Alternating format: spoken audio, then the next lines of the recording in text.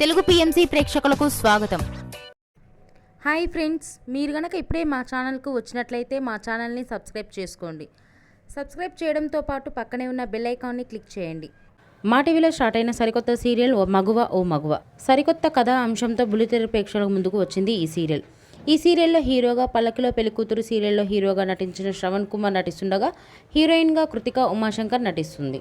తాజాగా కృతిక తన లేటెస్ట్ ఫొటోస్ని అభిమానులతో పంచుకుంది. ఆ ఫొటోస్ని మనం కూడా చూసేద్దాం.